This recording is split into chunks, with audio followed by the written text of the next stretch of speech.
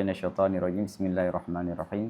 Alhamdulillahirabbil alamin wassalatu wassalamu ala asyrafil anbiya'i mursalin wa ala alihi washabihi ajmain. Allahumma yassir wa la tu'assir wa tabikhir. Allahumma yassir wa la tu'assir wa tabikhir. Allahumma yassir wa la tu'assir wa tabikhir. Rabbi shrah li sadri wa yassir li amri wa hlul 'uqdatam min lisani yafqahu qawli. Amin ya rabbal alamin. Sekarang kita melanjutkan ke syubhat yang ketiga. Karena Imam Ghazali menyampaikan ada 3 syubhat yang sering dilontarkan terhadap tidak percayanya Nabi itu ada diutus. Syubhat yang ketiga, alasan kenapa Nabi itu tidak diutus. Ada yang bermasalah? Nggak apa-apa. Amma syubhatu tsalitsatu wa huwa tasawwurul ighwa'i minallahi ta'ala wa tasyakkuku bisababi dzalika.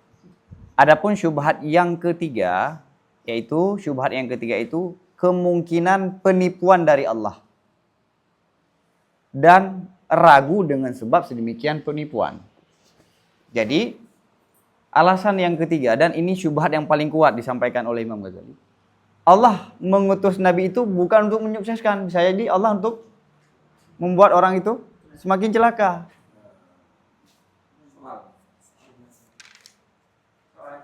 Oh astagfirullah, oh iya. Nam. Asyubhatu salisatu. Syubhat yang ketiga, annahu in arrafa tamayyuzahu anis sihri wat tilasmati wat takhayyulati famin aina ya'rifu sidqa wa la'alla Allah Ta'ala arada idlalana wa ighwa'ana bitasdiqihi. Syubhat yang ketiga, ini termasuk syubhat yang paling kuat. Bahwasanya jika seseorang mengetahui akan bedanya mukjizat daripada sihir, tilisman dan khayalan-khayalan yang lain, magic yang lain, maka niscaya dari mana mengetahui orang tersebut akan benar, akan Nabi itu benar, mungkin saja Allah itu menginginkan akan menyesatkan kita dan menipukan kita dengan cara mempercayakan Nabi. Di syubhat yang ketiga, bagi orang yang mengetahui mukjizat dan mana beda antara mukjizat, sihir dan tilismat, dia tahu. Ini bukan sihir, ini bukan magic, bukan tilismat. Ini mukjizat. Terus dari mana dia tahu bahwa yang dia sampaikan itulah yang diinginkan oleh Allah? Bisa jadi Allah mengutus Nabi itu untuk membuat kita tersesat secara akal. Faham? Membuat kita semakin sesat, membuat kita terpedaya jauh dari kebenaran.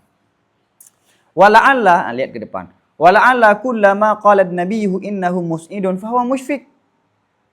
Mungkin saja semua yang Nabi berkata innahu mus'id, bahwa ini menyukseskan, padahal dianya sesuatu tersebut itu mencelakai. Semua yang dikatakan oleh Nabi ini sukses, bisa membuat kamu sukses di akhirat, bisa jadi itu Allah yang mencelakai. Wa kullama qala musykin fahuwa mus'id, dan semua yang perkara yang Nabi berkata musyfiq, maka perkara tersebut adalah mus'id. Bisa jadi kan dibalik. Walakin Allah Ta'ala arada ayyasukana ilal halak wa yuwiyana biqaulir rasul. Namun Allah menginginkan, Allah akan bahwa mendorong Allah tersebut akan kita ke celaka dan menipu dianya Allah akan kita dengan perkataan Rasul. Kenapa? Karena bahwa sungguh menyesatkan, menipu itu tidak mustahil terhadap Allah menurut kalian. Kenapa? Karena akal itu tidak bisa melihat bagus, yakni tidak mentahsin dan tidak mentakbih. Ini sebenarnya pesahom, bahasanya pesahom. Jadi argumentasi kita Asy'ariyah, akal tidak bisa mengafirmasikan sesuatu itu baik dan buruk. Akal tidak bisa memutuskan suatu perkara baik dan buruk. Yang memutuskan itu semua syariat. Itu yang pertama. Yang kedua, pada Allah itu tidak ada baik dan tidak ada buruk. Semua sama. Berdasarkan ini, Allah boleh nggak menipu? Allah boleh nggak menipu kita? Boleh nggak Allah menyesatkan kita? Nggak mustahil kan? Maka bisa jadi Allah mengutus Rasul untuk membuat kita semakin jauh dari kebenaran. Mana jaminannya? Ini mukjizat bukan sihir. Tapi dari mana jaminan bahwa yang disampaikan oleh Rasul itu adalah benar-benar yang menyukseskan kita di dunia dan akhirat? Dari mana kita tahu? Dari perkataan Nabi? Enggak, ini untuk kita percaya itu Nabi dulu. Ada mukjizat. dari mana kita tahu bahwa yang disampaikan oleh Nabi itu adalah menyusahkan kita? Paham? Wa hadhihi aqwa syubhatin yanbaghi an yujadila bihal mu'taziliyu inda raumihi ilzamal qawli bi taqbihil aqli id yaqul in lam yakunil ighwa'u kabihan fala ya'rifu sidqur rasuli qat wa la ya'lamu annahu laysa bi idlal. Ini adalah syubhat yang paling kuat yang sepatutlah bahwa di antara tiga syubhat ya, di antara tiga syubhat ini yang paling kuat. Ini adalah syubhat yang kuat yang sepatutlah bahwa dikritik dengan syubhat itu oleh Mu'tazilah. Saat bermaksudnya Mu'tazilah, lemparnya Mu'tazilah, ataupun maksudnya Mu'tazilah akan mengilzamkan pendapat dengan takbih akal. Kenapa? Karena Mu'tazilah berkata, jika tidak adalah penipuan ataupun memperdaya itu suatu yang buruk, maka tidak dapat diketahui benarnya Rasul sama sekali dan tidak dapat diketahui bahwa sungguhnya Nabi tidaklah hanya Nabi itu dengan yang menyesatkan Allah, dan tidak mengetahui bahwa sungguhnya Allah tidaklah Allah itu yang menyesatkan kita, menyesatkan. Jadi syubhat yang tadi adalah syubhat yang kuat yang sepatutnya Mu'tazilah yang kritik pendapat ini saat Mu'tazilah mengatakan akal itu bisa takbih. Mereka mengilzamkan pendapat takbihul akli. Jadi Mu'tazilah boleh mengatakan andai memperdaya itu tidak buruk. Tidak buruk. Dalam arti baik, maka kita tidak bisa mengetahui mana nabi yang benar. Karena bisa jadi Allah kayak cerita tadi, Allah melalui perantara nabi membuat kita terpedaya. Dan andai menyesatkan itu bukan buruk, maka kita tidak tahu bahwa Allah itu adalah, ini berdasarkan jawaban Mu'tazilah loh, bahwa Allah boleh menyesatkan kita. Tapi berdasarkan mazhab Mu'tazilah, takbih akal itu nggak boleh, karena ini suatu yang buruk.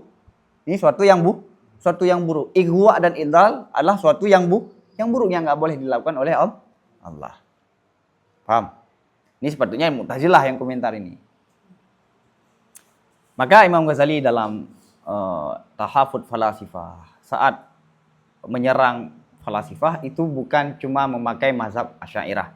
Semua pendapat dalam kelompok Islam jika bisa dipakai untuk menghadapi filsafat, maka saya pakai. Kenapa? Karena lawan kita ini di luar Islam. Baik. Jawaban yang bagi an yujadila bihal mu'taziliyu. Oke? Berdasarkan konsep tahsin akli wa takbih. Tapi jawaban kita bagaimana? Jawaban kita, amma syubhatu tsalitsatu, adapun syubhat yang ketiga, wahwa tasawwurul ighwa minallahi ta'ala wa tasyakkuku bisababi dzalika. Ya, adapun syubhat yang ketiga, apa syubhat yang ketiga?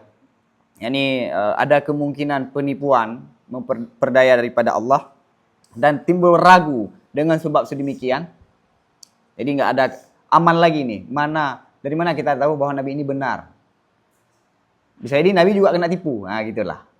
Lihat, syubhat ini kan. Lihat. Bahaya kak? Dalam arti apa? Kadang-kadang kita ada pertanyaan dalam akidah. Pertanyaan yang nakal, kita takut membicarakan dan menanyakan pertanyaan tersebut. Sedangkan dalam ilmu akidah, pertanyaan-pertanyaan yang bisa membuat orang murtad, tapi disampaikan untuk kita bantah. Jadi, sesesat, senakal apapun pertanyaan seputar akidah itu harus dilontarkan, harus diajukan untuk dijawab. Iya kan, lihat syubhat-syubhat yang sudah kita bahas kan parah-parah kan. Saya liberalnya seseorang nggak perlu diutus Nabi. Karena untuk apa diutus Nabi? Berdasarkan yang bisa disimpulkan oleh akal, nggak perlu, udah ada akal. Oh, nggak masuk akal, nggak perlu diutus. Kenapa? Karena kalau diutus pun orang nggak akan percaya. Itu kan mengingkari kenabian. Dibahas untuk dibantah. Nah, fanaqul mahma ulima wajhud dalalatil mu'jizati ala sidqin nabi ulima anna dzalika ma'munun minhu wa dzalika bi an na'rifa risalah wa ma'naha wa na'rifa wajhad dalalah fanaqul. Maka kami jawab terhadap syubhat yang ketiga. Jika telah diketahui akan wajah dalalah mukjizat di atas benarnya nabi, niscaya diketahui bahwa sungguh sedemikian mukjizat itu aman daripada ighwa, idlal. Minhu ighwa dan idlal. Wadhalika, dan sedemikian bagaimana aman dengan bahwa kita mengetahui risalah, makna risalah, dan kita mengetahui sisi dalalah. Maka kita katakan. Jadi begini, kata Imam Ghazali, kalau kita tahu di mana wajah dalalah mukjizat terhadap benarnya Nabi, kita akan bisa pastikan, kita akan meyakini bahwa Nabi ataupun mukjizat itu akan aman dari penipuan, aman daripada ighwa dari Allah. Ini dengan cara apa? Kita mengetahui dulu apa risalah, makna risalah, dan apa hubungan antara mukjizat dengan kebenarannya Nabi. Kan hadirnya mukjizat untuk mengafirmasi bahwa Nabi itu adalah benar Nabi. Dari siapa? Dari Allah. Nah, ceritanya begini. Sebelum saya baca ke depan, ada dalam berbagai kitab itu bermacam ragam bentuk ceritanya, tapi dalam bentuk yang sama. Jadi masyarakat itu dikumpulkan di hadapan raja. Jadi ada pengumuman, ini ada satu peraturan. Akhirnya semua masyarakat itu berkumpul di istana negara. Ada presiden, kemudian ada perwakilan presiden. Misalnya, mulai besok kalian harus bayar pajak. Ini langsung perintah presiden. Kan masyarakat nggak percaya kan? Presiden cuma diam duduk di atas meja, di atas kursi. Yang menyampaikan itu adalah seseorang yang mengklaim dia adalah utusan, dia penyambung lidah dari presiden. Masyarakat percaya nggak? Apa bukti bahwa yang dia sampaikan itulah yang diinginkan oleh raja, oleh presiden? Nah, yang saya sampaikan barusan itu murni dari presiden. Buktinya apa? Sekarang saya meminta kepada presiden untuk membenarkan perkataan saya dengan cara presiden itu bangun dari kursi 3 kali berturut-turut. Pasti seorang presiden kan nggak ada cerita bangun, duduk, bangun. Itu bukan sya'nu presiden. Setelah disampaikan oleh utusan tersebut, presiden itu langsung bangun dari kursi, duduk, bangun lagi, duduk, bangun lagi, duduk. Itu yang ditangkap oleh manusia apa? Secara adat. Perbuatan tadi adalah mengafirmasi, membenarkan bahwa benar yang disampaikan oleh orang tadi itu dari saya. Dalam arti perkataan, ini adalah perkataanku, ini adalah perintahku. Dengan 3 kali bangun dari kursi itu sama. Jadi bangun 3 kali dari kursi itu seperti presiden itu menyampaikan yang dia sampaikan tadi benar dariku. Tapi ini dalam bentuk fi'lun. Kalau tadi bentuk akwal. Begitulah cerita seorang nabi. Nabi menyampaikan risalah, ini ada informasi dari Allah yang bisa menyukseskan kalian dunia dan akhirat, dan ada perintah yang ataupun informasi yang berkaitan celakanya kalian di dunia dan di akhirat. Masyarakat tanya, apa bukti bahwa yang kamu sampaikan itu dari Allah? Ya, kemudian datanglah mukjizat. Yang mukjizat itu tidak ada seorang pun yang mampu melakukan. Karena ini ceritanya bukan sihir nih. Tidak ada seorang pun yang bisa melakukan kecuali hanya Allah. Kayak laut terbelah. Itu nggak ada seorang pun manusia secanggih apapun, nggak ada yang bisa. Oke? Akhirnya laut itu terbelah. Itu kata lain apa? Allah mau membenarkan, mau menyampaikan bahwa yang disampaikan oleh orang tersebut benar dari saya. Seperti cerita tadi. Paham? Kan ada wajah adalah nggak? Ada wajah adalah. Maka secara adat nggak mungkin Allah membenarkan perkataan dia itu dengan cara memberikan mukjizat. Karena memberikan mukjizat sama dengan membenarkan apa yang dia sampaikan. Oke? Maka kayak Musailamah Al-Kadzdzab itu tidak ada mukjizat, tapi yang ada sihir. Sihir. Fanakul, maka kami katakan, ini Imam Ghazali mau menyampaikan kesimpulan yang saya sampaikan tadi. Lawid da'a insanun baina yaday malikin ala jundihi annahu rasulul maliki ilaihim. Ini penting. Kalau diklaim oleh seorang manusia di hadapan raja, ala jundihi, klaim terhadap siapa? Terhadap tentara-tentaranya raja. Apa yang dia klaim? Bahwa sungguh manusia tersebut itu utusan raja kepadanya tentara. Wa anal muluka aujaba ta'atahu alaihim bikismil arzak wa iqta'at. dan bahwa sungguh raja itu mewajibkan akan taatnya raja, mewajibkan dia raja akan taatnya raja di atas mereka itu dalam membagi rezeki wa ikta'at. Ikta'at itu apa? Ada cari nggak? Saya lupa tadi cari. Apa? Pembagian tanah. Ikta'at. Pembagian tanah. Itu nanti tolong dicari. Padahal saya udah tanda, nggak sempat saya cari lagi. Fatalabuhu bil burhani. Mereka meminta akan orang tersebut dengan bukti.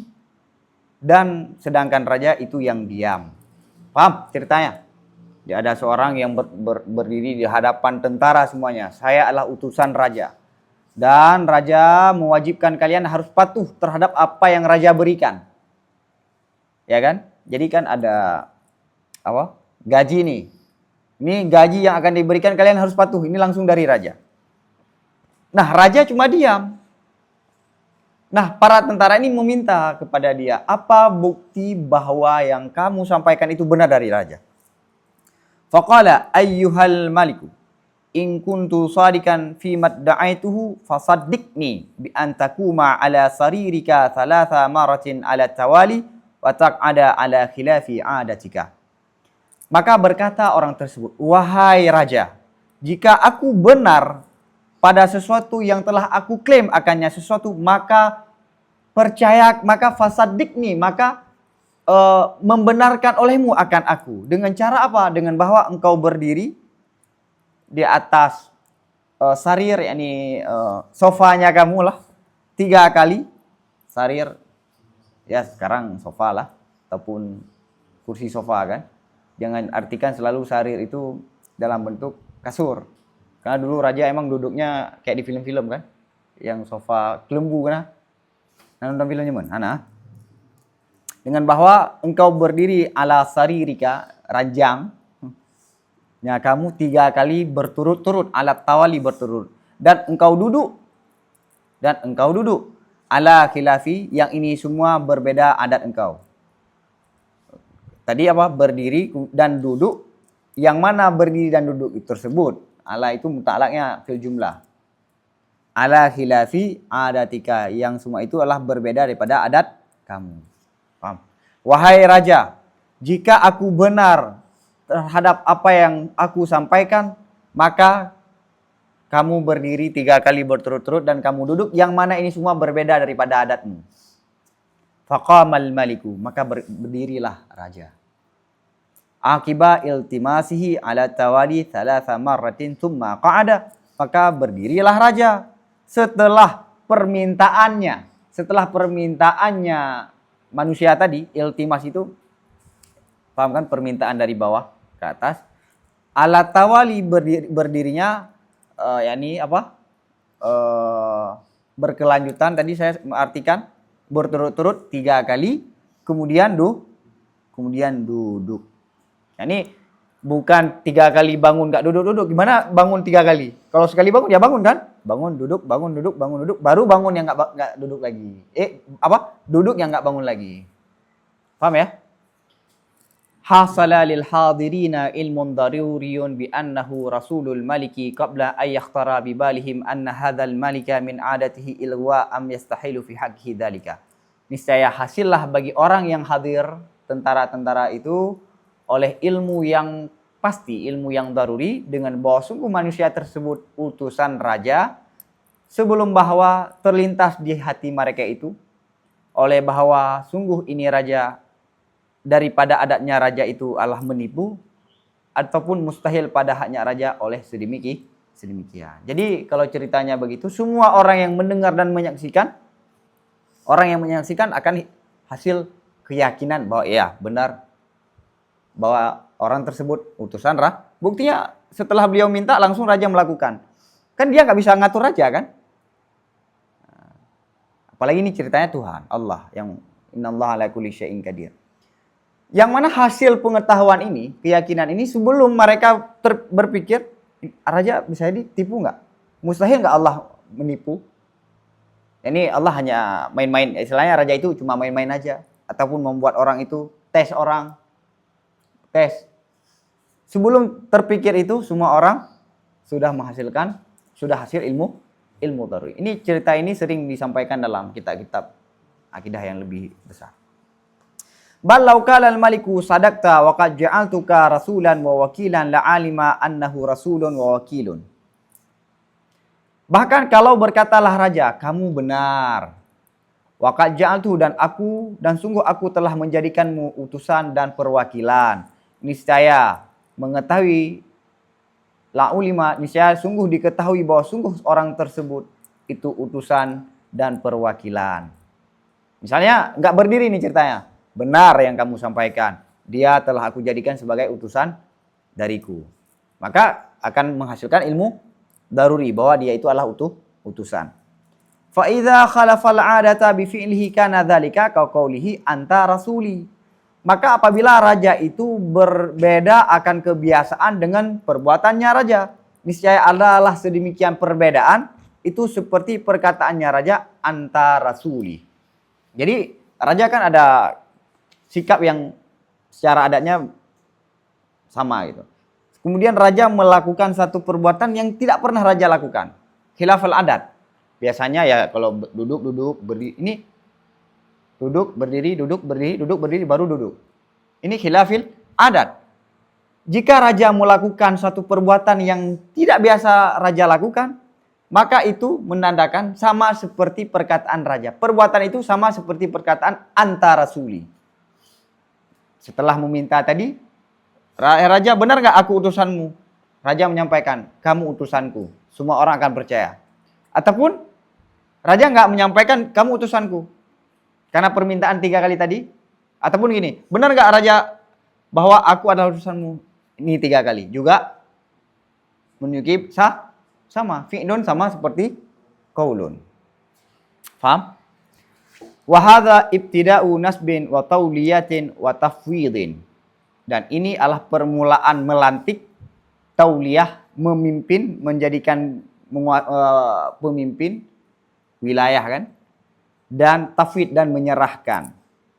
Dan tidak mungkin dusta pada tafwid, hanya saja dusta itu pada informasi. Lihat, ini penting nih. Jadi cerita kisah tadi itu perkataan raja bahwa dia itu utusanku, ataupun raja melakukan suatu perbuatan yang tidak biasa raja lakukan. Ibtida'u nasbin itu melantik dan mentafwid, yakni menyerahkan kekuasaan. Dalam persoalan ini saya sudah menyerahkan persoalan ini pada kamu. Nah, mungkin nggak dusta pada persoalan tafwid? Nggak mungkin. Dusta itu sya'nu dusta hanya pada informasi. Benar dan tidak benarnya tidak benar perkataan itu pada persoalan informasi. Tapi nih, saya lantik kamu sebagai utusanku. Bisa nggak? Ada nggak tasawur benar dan tidak? Nggak ada, karena itu bentuk insya. Insya itu tidak ada ihtimal sidqa wal kadhib. Yang ada ihtimal sidqa wal kadhib pada khabar. Salah satu daripada insya adalah tafwid. Maka tadi apa syubhatnya? Bisa jadi Allah memberikan ini untuk menipu. Tes. La yumkin ayu tasawwar. Enggak mungkin. Karena sidqa wal kitbah itu pada khabar. Sedangkan perbuatan raja tadi itu bukan bentuk informasi, tapi bentuk apa? Penyerahan kekuasaan. Memberi mandat untuk berkuasa. Paham? Nah, paham ya?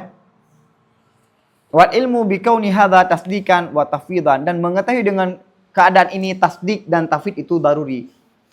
Itu tafwid dan itu adalah tasdik, itu suatu yang daruri, enggak perlu dalil. Apa bukti bahwa perkataan Rasul ataupun perbuatan Rasul tadi, perbuatan raja tadi bentuk daripada tasdik, membenarkan apa yang disampaikan oleh utusan tadi? Apakah perlu dalil lagi? Daruri kan? Wahai raja, kalau aku benar, maka coba kamu angguk 3 kali. Angguk. Angguk itu apa tandanya? Membenarkan ataupun tafwid. Menyerahkan urusan ini terhadap orang tersebut. Apakah perlu dalil bahwa ini adalah bentuk dari tasdik dari? Nggak perlu, karena daruri. perbuatan raja, angguknya raja, berdirinya raja berturut-turut 3 kali, itu bentuk tasdik terhadap Rasul dan tafwid terhadap Rasul. Begitu juga Allah mengutus Rasul untuk menyampaikan apa yang disampaikan oleh Allah. Oke? Kemudian Allah menyerahkan urusan syariat dalam penerapan itu terhadap Nabi. Pemilik syariat tetap Allah. Dan mukjizat itu bentuk tasdik dari Allah terhadap Nabi. Faham ya? Walidzalika lam yungkir ahadun sidqal anbiya min hadhil jihad. Karena sedemikian, tidak ada seorang pun yang mengingkari akan benarnya Nabi dari ini sisi. Jadi tidak ada seorang pun dalam sejarah mengingkari Nabi dari sisi bahwa mukjizat itu bukan menunjuki benarnya Nabi. Sebagaimana syubhat, nggak ada seorang pun. Yang hanya mereka katakan itu bentuk daripada sihir. Paham? Ke depan, bal angkaru kaunu ma ja'a bihil anbiya kharikan lil adah wa hamalahu ala sihri wa talbis. Bahkan mereka mengingkari keadaan sesuatu yang telah dibawakan dengannya suatu oleh para nabi itu di luar bagi adat, dan mereka menghamalkan, mengartikan akan sesuatu yang dibawakan oleh nabi itu terhadap sihir dan talbis, tipu daya. Jadi yang orang ingkari itu apa? Ini bukan mukjizat, ini sihir. Bukan, Nabi nggak benar, mukjizat itu bisa jadi itu untuk menipu Nabi ataupun menipu kita. Nggak ada seorang pun yang mengingkari Nabi dari sisi itu. Yang mereka ingkari bahwa itu bukan mukjizat, tapi sihir. Au angkaru wujuda rabbin mutakallimin amirin nahin musaddiqin mursilin. Ataupun mereka mengingkari adanya seorang Tuhan yang mutakallim, yang amir, yang maha perintah, maha larang, dan yang musaddiq, yang membenarkan, lagi yang mengutus. Jadi mereka, ada orang mengingkari mukjizat itu, menganggap itu sihir, atau mengingkari nggak ada Tuhan. Nggak ada yang mengingkari dari sisi yang ketiga ini. Fa amma man i'tarafa bi jami'i dzalika wa i'tarafa bi kaunil mu'jizati fi Allah taala hasala lahu ilmu daruri bitasdiq. Maka adapun orang-orang yang mengakui dengan semua sedemikian, yakni mengakui apa? Itu mukjizat dan itu dari Allah. Jami' dzalika yakni lawan daripada ingkar dua yang di belakang. Ingkar yang pertama apa? Ingkar itu sebagai mukjizat, yang kedua ingkar ada Tuhan. Adapun orang yang mengakui itu mukjizat dan Allah lah yang memberi mukjizat tersebut, wa tarafa, lihat ke depan, dan mengakui orang tersebut dengan keadaan yang mukjizat itu adalah perbuatan Allah, hasil bagi orang tersebut oleh ilmu yang daruri dengan tasdik. Langsung dia percaya. Ini mukjizat dan mukjizat itu dari Allah. Faqila hab annahum ra'allahu ta'ala wa jalla bi a'yanihim wa sami'uhu bi adhanihim wa huwa yaqul hadha rasuli liyukhbirakum bi tariqi sa'adatikum wa syakawatikum. Faman alladhi yu'minukum annahu aghwar rasul wal mursala ilaih wa akhbara an mushki bi annahu mus'id wa anil mus'id bi annahu mushkin fa inna dhalika ghairu muhalin idza lam taqulu bi takbihil uqul. Maka jika ada yang mengatakan faham, maka taruhlah bahwa sungguh mereka itu, manusia melihat mereka itu Allah dengan mata kepala mereka itu. Wasami'u, dan mereka mendengarkannya Allah dengan telinga mereka itu. Wahwa, dan Allah berkata, dan ya Allah itu berkata, ini adalah utusanku untuk memberitahu akan kalian, untuk memberitahu utusanku akan kalian dengan jalan suksesnya kalian dan celakanya kalian. Maka apa sesuatu yang mengamankan, yang jaminan, yang memberi jaminan yang sesuatu akan kalian bahwa sungguhnya Allah itu telah memperdayanya Rasul dan mursal ilaih, yakni mursal ilaih itu masyarakat, dan Allah memberitahu daripada musyki dengan bahwa sungguh musyki itu mus'id, dan daripada mus'id dengan bahwa sungguh musyid itu musyki. Kenapa? Karena bahwa sungguh demikian itu tidak mustahil jika kalian tidak berpendapat dengan takbihul uqul. Jadi syubhat yang ketiga, mukjizat itu tidak ada dalil, tidak ada jaminan mukjizat itu, hasil dari mukjizat itu bahwa Nabi itu benar. Mukjizat kan? Mukjizat itu adalah membenarkan Nabi dengan bentuk perbuatan. Membenarkan pembenaran dari Allah terhadap Nabi dengan bentuk perbuatan. Ini kritik. Dan sudah dijawab. Sekarang taruhlah. Taruhlah sekarang Allah langsung turun. Kalian melihat Allah. Kalian mendengar Allah langsung. Allah lah yang menyampaikan. Ini utusanku. Dia yang akan menyampaikan mana yang membuat kalian sukses. Dan mana yang membuat kalian celaka. Oke, taruhlah langsung. Dalam bentuk qaulun. Bukan dalam bentuk fi'lun. Taruh langsung. Nggak ada mujizat. Langsung Allah. Ini takdir yang mustahil nih. Oke. Apa jaminan Tuhan saat itu tidak berbohong? Tuhan saat itu tidak memperdaya kalian, menipu kalian. Apa jaminan bahwa saat itu Tuhan tidak menipu Nabi? Tidak menipu masyarakat yang didakwah oleh Nabi? Bisa jadi Allah menyampaikan bahwa yang menyukseskan itu adalah yang mencelakai itu adalah yang menyukseskan. Karena itu nggak mustahil. Nggak mustahil kan bagi Allah? Langsung turun Allah tanpa mujizat pun boleh. Kalau itu tidak dianggap suatu yang buruk secara akal, boleh saja Allah melakukan begitu. Jadi kritik kalian itu bukan karena mukjizat. Andai Allah turun pun nggak ada jaminan berdasarkan kritik kalian. Paham? Balau kuddira adamur rasul walakin qala Allah taala syifahan najatukum fi shaumi was salati waz zakati wa halakukum fi tarkiha fabima na'lamu sidqahu fala'allahu yulabbisu alaina liyu'iyana wa yuhlikana. Bahkan kalau diasumsikan tidak ada nabi, tidak ada rasul. Dan namun Allah berkata secara langsung, suksesnya kalian pada puasa, salat dan zakat. Celakanya kalian dalam meninggalkan puasa, salat dan zakat. Maka dengan apa kita mengetahui akan benarnya Allah? Fala'alahu, maka mungkin Allah itu memperdaya, menipu terhadap kita untuk memperdaya dia Allah akan kita dan mencelakai dianya Allah akan kita. Paham? Taruhlah sekarang ini kita apa? Secara mukjizat tadi ada kemungkinan versi yang tadi. Kalau langsung sekarang nggak ada utusan, langsung Allah yang menyampaikan. Nggak ada pakai utusan, Allah yang menyampaikan. Suksesnya kalian kalau sholat, puasa dan zakat. Celakanya kalian kalau meninggalkan. Dari mana kita tahu bahwa Nabi ini yang Allah sampaikan itu benar? Benar-benar bahwa itulah menyukseskan kita. Bisa jadi Allah apa? Talbis terhadap kita untuk kita celaka. Kan boleh kan? Allah Maha Kuasa. Ya, paham? Fa inal kadiba indakum laisa kabihan li ainihi. Kenapa? Karena bahwa sungguh dusta menurut kalian itu bukan kabih, bukan suatu yang buruk karena dirinya dusta. Ya kan? Menurut Asy'ariyah apa? Dusta itu buruk bukan karena diri dusta, tapi karena mengandung mafsadah. Andai dusta itu mengandung maslahah, maka dusta itu berubah dari yang buruk menjadi bisa jadi itu baik bagi Allah. Dan baik dan buruk itu nggak berlaku pada Allah kan? Boleh nggak Allah menipu? Boleh nggak Allah menipu? Nah ini pertanyaan. Boleh nggak Allah menipu? Gimana? Ini saya tanya nih. Kenapa nggak boleh Allah menipu?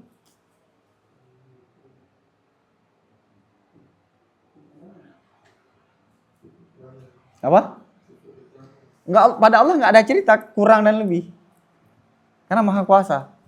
Kurang dan lebih karena bagi kita nih, bagi manusia ini, bagi Allah nih.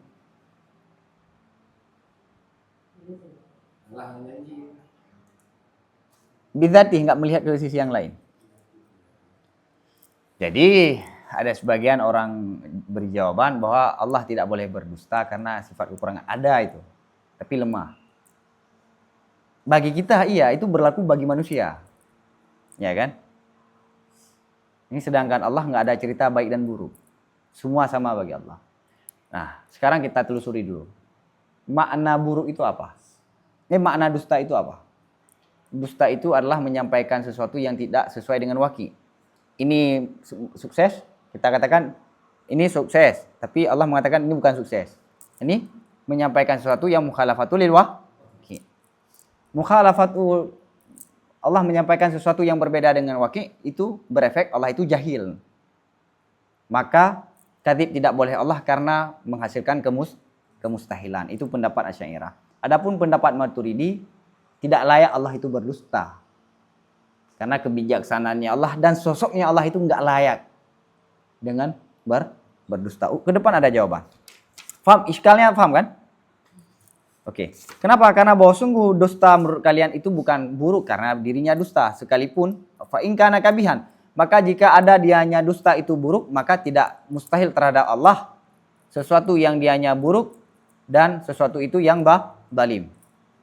Wa ma fihi, dan sesuatu yang padanya sesuatu itu ada celakanya semua manusia sekaligus. Oke. Dusta itu kan nggak buruk menurut kalian. Diri dusta itu nggak mengandung baik dan buruk, tapi tergantung efek. Oke, taruhlah dusta itu buruk. Kan nggak mustahil Allah melakukan sesuatu yang buruk dan yang zalim. Dan boleh Allah melakukan sesuatu yang bisa celaka semua manusia. Kan kita semua budak Allah. Apa yang Allah mau lakukan, gak apa-apa kan? Paham? Ini syubhat. Fal jawabu annal kadhiba ma'munun alaihi fa innahu imma yakunu fil kalam wa kalamullahi ta'ala laysa bisautin wa harfin hatta yatatarraka ilahi talbisu bal huwa ma'nan qa'imun bi nafsihi ta'ala fa kullu ma ya'lamuhu al-insan yaqumu bi dhatihi khabarun an ma'lumihi ala wafqi ilmihi wa la yatasawwaru al-kadhibu fihi fa kadzalika fi haqqillahi ta'ala. Keren sekali jawabannya. Jawab bahwa sungguh dusta itu tidak ada celah, itu aman terhadapnya Allah. Yani aman, gak mungkin. Ma'munun, terjaga, terawat daripadanya dusta terhadap. Oke. Kenapa? Karena bahwa sungguh dusta hanya saja, ingat, hanya saja terbatas. Karena bahwa sungguh dusta terbatas dia dusta, hanya saja ada dia dusta pada ucapan. Dan sedangkan kalam Allah itu bukan bentuk suara, bukan bentuk huruf, sehingga ada celah, sehingga datang kepadanya kalam Allah oleh talbis. Ini penting diingat baik-baik. Bahkan dianya kalam Allah itu makna yang ada pada dirinya Allah Ta'ala. Gini, sebelum kita menjelaskan ini, dusta itu dalam perkataan ya enggak? Saya tanya, kamu pacaran enggak? Kamu bilang enggak. Itu dusta. Contoh, jangan takut ya.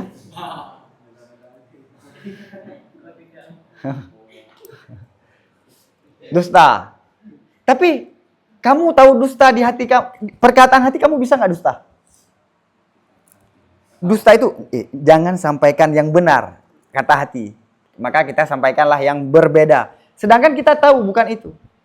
Maka dusta itu hanya berlaku pada ucapan. Lihat secara filosofis, lihat. Dusta itu hanya pada ucapan, bukan pada perkataan hati, kalam nafsi. Paham?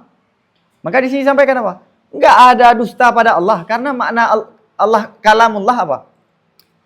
Yani kalamun nafsi, maknan qaim fi nafsihi. Sedangkan dusta gini, dusta itu hanya pada ucapan, sedangkan Allah tidak bersuara, kalam Allah tidak bersuara dan tidak berhuruf karena kalam Allah lah qaimun, maknan qaimun bi nafsihi. Ini keren banget nih. Paham, dapat? Hatta waktu kita berbohong pun, hati kita kan nggak berbohong kan? Bisa nggak kita membohongi diri sendiri? Hah? Enggak, emang nggak bisa. Maka berbohong itu terhadap orang, kita tidak pernah bisa. Kenapa? Kalau ada pertanyaan, kenapa kita nggak bisa membohongi diri sendiri? Kita hanya bisa membohongi orang lain melalui kalam. Kenapa? Karena kita nggak bisa membohongi diri sendiri karena diri sendiri itu berbentuk kalam nafsi. Kalam nafsi itu nggak mungkin ada bohong. Maka lihat ke depan. Maka semua perkara yang manusia tahu, yang ada perkara tersebut pada dirinya manusia, itu informasi daripada yang diketahuinya oleh manusia berdasarkan pengetahuannya manusia. Dan tidak mungkin kadzib padanya pengetahuan. Maka begitu juga pada hak Allah Ta'ala. Nah ini, semua yang kita tahu nih, semua yang manusia tahu, yang ada pada diri kita, yakni semua yang manusia tahu yang qaim fi nafsi, yaqumu bi nafsi. Itu bentuk informasi daripada yang kita ketahui berdasarkan pengetahuan tadi. Gini, saya tahu bahwa Tunku Fadlun adalah calon menantu si Fulan aman. Oke. Ini saya enggak menyampaikan, cuma pengetahuan itu ada pada diri saya. Maklum apa? Maklum apa? Yang saya ketahui. Bu Fadlun mau menikah ini. Sesuai nggak dengan yang saya ketahui? Oke. Berdasarkan informasi ini. Maka informasi yang ada pada diri saya itu nggak wala yutasaru, tidak mungkin berdusta. Dalam arti saya menyampaikan yang berbeda. Atau taruhlah begini. Saya nggak suka melihat beliau. Karena beliau jarang senyum. Misalnya, ini buktinya senyum. Nggak mungkin kan? Saya nggak suka sama beliau karena nggak senyum. Terus ada orang tanya, kamu suka? Dalam arti senang nggak sama beliau? Pasti saya menyampaikan, senang. Hati nggak bisa berbohong. Emang nggak suka. Maka semua yang manusia ketahui, yang ada pada dirinya itu, tidak mungkin dia berdusta pada pengetahuan yang ada pada dirinya tersebut. Maka begitu juga pada hak Allah Ta'ala. Paham ya? Ini dakik sekali ini pembahasan ini. Paham? Wa 'alal jumlati al-kadhibu fi kalami nafsi muhal. Maka secara kesimpulan, berdusta pada kalam nafsi itu mustahil. Keren. Sangat filosofis kan? Wa dzalika yuhassilul amna amma qalahu, dan sedemikian itu menghasilkan aman daripada sesuatu yang telah mereka katakan akannya suatu. Kalau pada kalam nafsi itu mustahil berdusta, maka apa yang mereka katakan itu nggak mungkin terjadi. Karena itu bentuk daripada kalam nafsi. Maka apa yang Allah sampaikan dalam Al-Quran itu nggak mungkin dusta. Karena itu Allah dari kalam nafsi. Singkatnya kan kita nggak dapat kan? Boleh saja kan? Kayak tadi kan? Boleh saja Allah. Ingat, penyampaian Allah itu berangkat dari apa? Kalam nafsi. Wa qad ittadhaha bihadza anna al-fi'la mahma ulima annahu fi'lullah ta'ala wa annahu kharijun an maqduril bashari wa aqtarana bi da'wan nubuwah hasala ilmu daruri bisidqi. Dan sungguh telah jelas dengan uraian ini, oleh bahwa sungguh suatu perbuatan, jika diketahuikan perbuatan itu bahwa sungguh perbuatan itu adalah perbuatan Allah Ta'ala, wa annahu, dan ataf lagi, dan bahwa sungguh perbuatan itu adalah keluar daripada kemampuan manusia, dan menyertai dianya perbuatan dengan dakwaan kenabian, niscaya hasillah ilmu yang daruri dengannya dengan benar. Paham? Kalau kita ketahui bahwa mukjizat itu dari Allah, dan mukjizat itu tidak di luar kemampuan manusia, tidak ada seorang pun manusia mampu melakukan, dan perbuatan itu disertai dengan dakwah, dengan klaim ke Nabi, maka kita akan hasil ilmu daruri bahwa benar yang disampaikan oleh Nabi. Paham?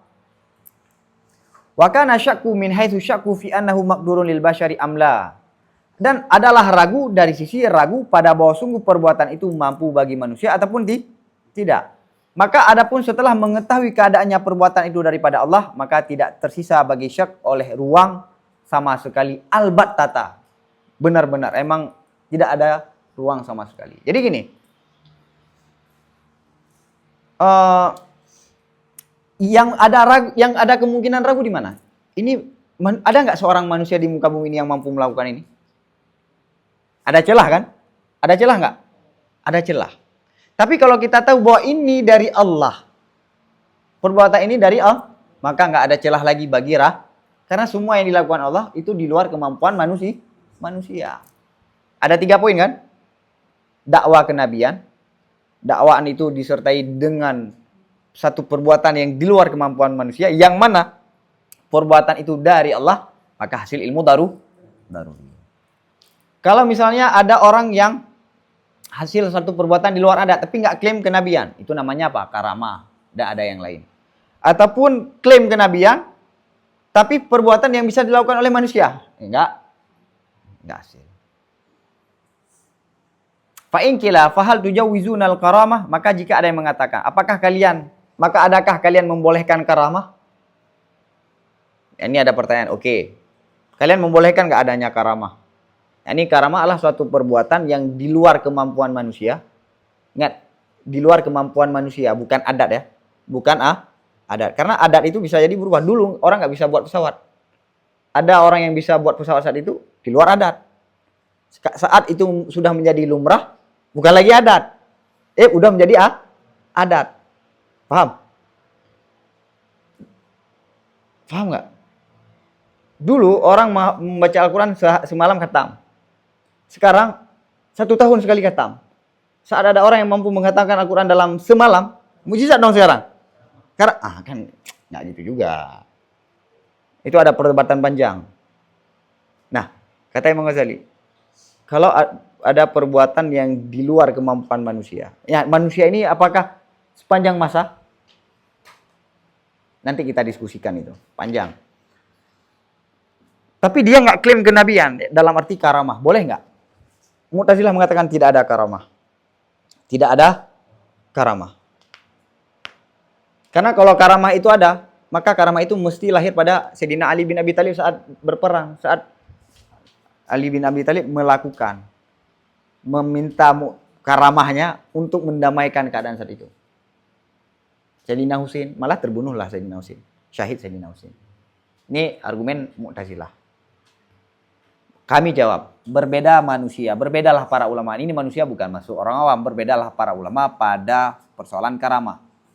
Dari Asy'ariyah, jumhur Asy'ariyah mengatakan karamah itu ada. Yang mengingkari adanya karamah dari kalangan Asy'ariyah adalah Abu Ishaq al-Isfirayini. Beliau mengingkari tidak ada boleh karamah. Karena takut iltibas dengan mukjizat. Itu dari kalangan Abu Ishaq al-Isfirayini. Sehingga ada ulama mengatakan salah satu pendapat yang disayangkan yang muncul dari pembesar Asy'ariyah adalah pendapat Abu Ishaq al-Isfirayini yang mengingkari adanya karamah. Namun dalam Kubra, dalam Hasyiah Kubra disampaikan dalam Hasyiah Kubra, kenapa Abu Ishaq al-Isfirayini berpendapat karamah itu tidak boleh? Karena saat itu banyak sekali penipu, banyak sekali orang yang mentalbiskan manusia, yang klaim dikit-dikit karamah, dikit-dikit sehingga beliau mengatakan tidak ada karamah. Jadi kenapa beliau berpendapat begitu? Karena keadaan saat itu sangat mudah orang klaim karamah dan menipu orang. Sebagaimana yang terjadi sekarang. Walaupun diri pendapat itu salah, tidak tepat. Tapi setidaknya apa? Kita bisa memaklumi pendapat tersebut walaupun tidak membenarkan. Wal haqqu anna dzalika jaizun, dan yang hak, yang benar bahwa sungguh demikian karamah itu jaiz, suatu yang jaiz. Fa innahu yarji'u ila kharqillahi azza wa jalla al-'adata bi doa'i insanin au inda hajatihi. Kenapa? Karena bahwa sungguh karamah itu kembali dianya karamah kepada kharqillah, yakni robeknya Allah merobek suatu adat dengan permintaan seorang manusia ataupun saat butuhnya manusia. Kan khirqul adat, makna kenapa? Khirqul merobek kebiasaan. Adat yang sudah ada kemudian Allah melakukan di luar kebiasaan. Allah mampu enggak? Jaiz enggak? Ya udah jaiz. Wa dzalika mimma la yastahilu fi nafsihi li'annahu mungkin, dan sedemikian ini khirqul adah, ini dzalika kembali pada khirqul adah, itu termasuk daripada perkara-perkara yang tidak mustahil pada diri perkara tersebut. Kenapa? Karena bahwa sungguh khirqul adah perkara yang wala yu'addi ila muhal akhar, dan tidak membawaki kepada mustahil yang lain. Kenapa? Karena bahwa sungguh khirqul adah ataupun mukjizat itu tidak membawaki kepada mustahil batilnya mukjizat. Gini, jadi pertimbangan dalam akidah dia enggak mustahil fi nafsi dan tidak berefek ataupun menghasilkan mustahil yang lain. Seperti Allah misalnya. Boleh enggak Allah boleh enggak melakukan sesuatu yang di luar Allah ketahui? Misalnya Allah telah mengetahui bahwa besok kita kaya. Kemudian Allah berkehendak kita miskin. Ini yang Allah lakukan berbeda dengan yang Allah. Boleh, karena itu boleh saja kan? Allah membuat kita besok kaya kah, mati kah, hidup kah, terserah. Tapi karena mukhalafatul lil ilmi, berbeda dengan Allah yang berefek ke mustahil, maka ini nggak boleh. Walaupun fi nafsihi jaiz, maka sudah kita bahas di awal-awal itu. Khilaful maqdur, khilaful ma'lum. Khilaful ma'lum, makdur apa enggak? Jadi pertimbangannya dia mustahil enggak? Oke. Berefek ke mustahil, menghasilkan mustahil yang lain? Enggak. Nah, karamah, diri karamah itu khirqul adah. Allah merobek, membuat satu kejadian yang berbeda dari kebiasaan, di luar kemampuan manusia.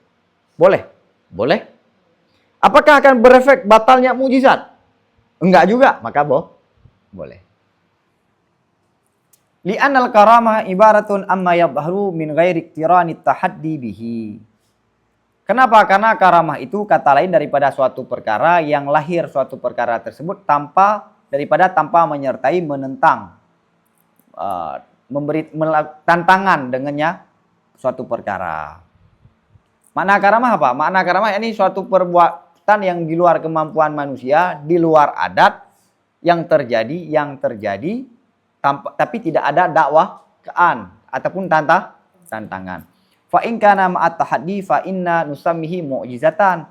Maka jika adanya perbuatan yang di luar adat tadi beserta tantangan, maka bahwa sungguh kita namai akannya suatu tersebut akan mukjizat. Wa tadullu bid darurah ala sidqil mutahaddi, dan menunjuki dianya mukjizat secara daruri terhadap benarnya mutahaddi, orang yang menentang. Nah, lihat. Mukjizat itu lazim menunjuki benar yang lahir mukjizat tersebut. Karamah apakah menunjuki benarnya pemilik karamah tersebut? Kenapa? Ini enggak cerita sihir nih. Karamah dengan mukjizat sama-sama khirqul ada. Tidak ada antara. Jadi kan, saya ini nabi. Bukti saya nabi. Perbuatan. Nah, perbuatan ini lahir untuk membenarkan saya ini adalah nabi. Seorang ulama ataupun siapapun, nggak ada klaim apapun. Tiba-tiba lahir satu perbuatan di luar adat. Untuk membantunya lah, atau berdasarkan doa. Tapi tidak ada dalalah bahwa, maka dalam kitab tasawuf itu disampaikan, karamah itu bukan cuma untuk wali, selain wali pun kadang-kadang diberikan, walaupun namanya diberi lain. Karamah itu tidak menandakan seseorang itu wali. Sekarang kita balik. Karamah itu adalah wali, ya kan? Dan wali itu harus ada karamah. Seorang wali yang tidak ada karamah itu bukan wali. Sehingga ulama yang nggak ada karamah kurang berkat kalau menurut masyarakat. Dan setiap ada hal yang di luar adat itu adalah karamah dan dia itu wali. Padahal tidak ada dalalah di situ. Beda dengan mukjizat. Di sini disampaikan apa? Wa tadullu bi darurah ala sidqil mutahaddi, karena dia ada membuat tantangan, sedangkan ini enggak ada apa-apa. Wa illam takun dakwah faqad yajuzu duhuru dzalika ala yadi. Ke depan lihat. Maka jika tidak adalah dakwaan, maka jika tidak diperdapatkan dakwaan, karena dengan makna karena tam, maka sungguh bolehlah lahirnya sedemikian di atas tangan ini kekuasaan orang yang fasik. Boleh kan? Karena nggak ada dakwaan. Nggak ada dakwah, dari dakwaan baru lahir. Enggak. Kenapa? Karena bahwa sungguh sedemikian itu suatu yang makdur pada dirinya sedemikian. Ini sedemikian karamah. Itu suatu yang Allah kesanggupi kan? Makdur enggak? Perkara itu. Fi nafsihi makdur. Terserah mau Allah berikan ke siapapun. Cuma secara adat karamah itu. Nah, maka ini kan enggak ada lazim nih. Lahirnya suatu karamah itu menunjuki orang itu baik. Ataupun orang itu wali. Maka para ulama memberi tanda. Kalau lahir suatu yang di luar adat itu dari orang yang saleh, taat, maka ini dinamakan karamah. Sebenarnya sama, istidrat lah, dan ada kan nama-nama yang lain. Cuma untuk membedakan apa? Ini nama istidrat, ini namanya karamah. Kalau lahir dari orang yang saleh, kalau dari bukan orang yang saleh ini namanya. Yang jatahnya, jinsunnya noknya sama. Paham? Lihat, ini sarih Imam Ghazali menyampaikan, sangat logis. Karena tidak ada tahaddi.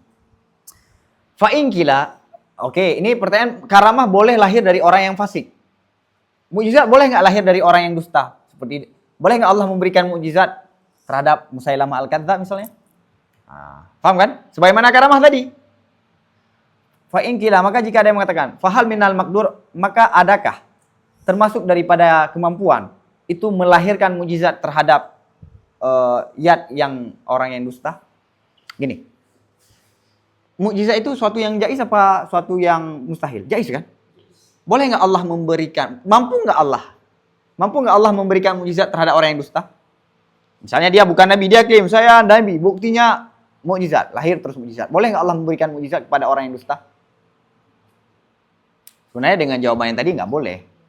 Karena mukjizat itu Allah membenarkan. Kalau Allah memberikan itu sama dengan Allah berdusta dong.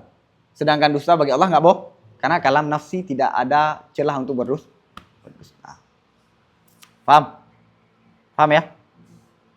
Paham ya?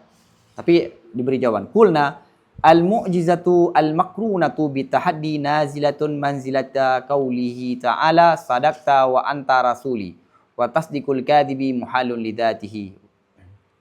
Kami jawab, mukjizat yang disertai dengan memberi tantangan itu ditempatkan pada tempat perkataannya Allah, sadaqta, engkau benar dan engkau adalah utusanku. Ya kan? Yani mukjizat yang disertai dengan tahdi itu sebenarnya seperti Allah mau mengatakan kamu benar dan kamu adalah utusanku sebagaimana yang sudah saya sampaikan tadi. Dan membenarkan yang kadzib itu muhallidah, membenarkan sesuatu yang kadzib itu muhallidati. Kenapa? Karena pada diri Allah itu mustahil kadzib. Karena kalam nafsi. Wa kullu man qila lahu anta rasuli sara rasulan wa kharaja an kaunihi kadziban. Dan semua orang yang dikatakan bagi orang itu engkau adalah utusanku, jadilah orang itu menjadi utusan dan keluar daripada seseorang tersebut daripada akan yang kadzib. Jadi kalau misalnya ada orang yang mengatakan kamu adalah utusanku, dia menjadi utusan dan dia tidak lagi dianggap kadzib.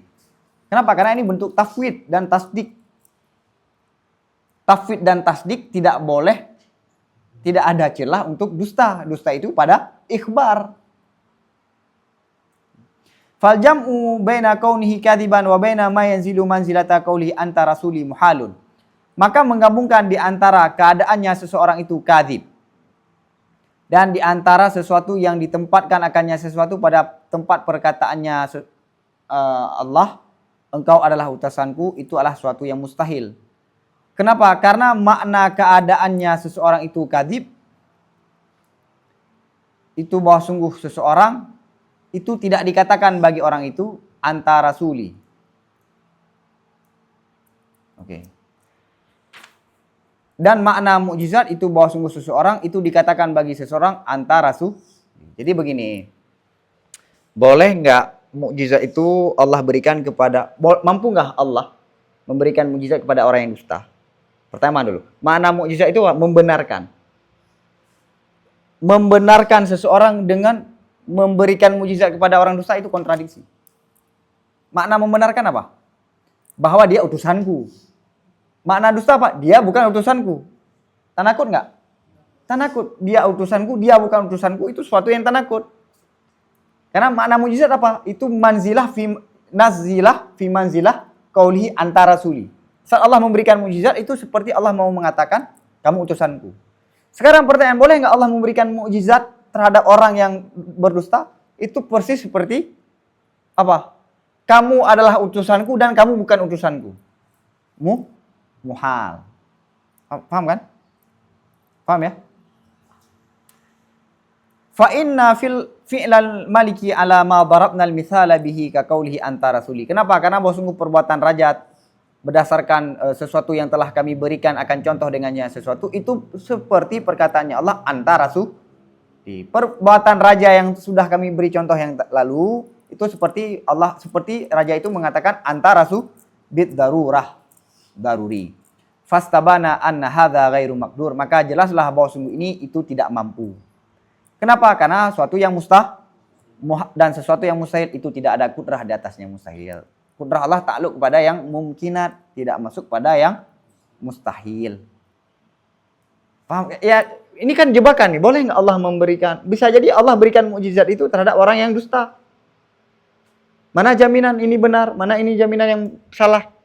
Nah, lihat makna memberi mukjizat itu apa? Mukjizat itu adalah fi'lun dari Allah. Mukjizat Allah berikan itu sama dengan mengafirmasi bahwa dia itu benar utusanku.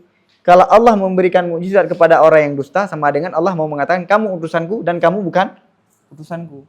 Tanakut mustahil. Suatu yang mustahil tidak masuk dalam kategori kudrah. Fahadha tamamu hadzal kutbi, maka ini adalah selesai sempurnanya ini kutub.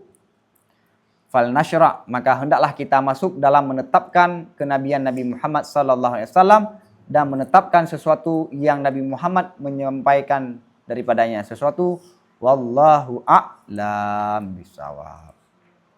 Jadi ini salah satu miskul kita nih ya kan. yakni Imam Ghazali menyampaikan dalam Af'alul Allah yang terakhir, boleh Allah mengutusnya rasul. Nah, salah satu rasul yang Allah utus adalah Nabi Muhammad. Maka masuk dalam pendalilan bahwa Nabi Muhammad itu adalah utusan Allah. Paham? Di mana yang kurang jelas?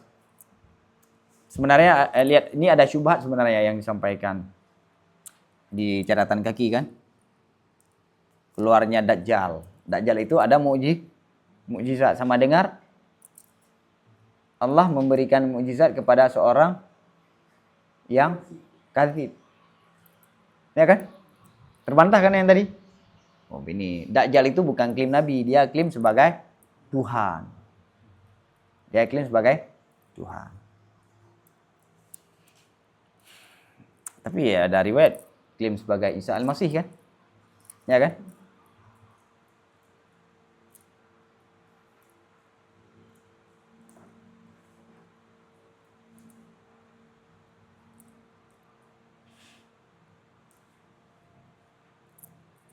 Tapi jawaban Syahnas kurang. 4 yang kurang jelas. Cipulan ju. Boleh.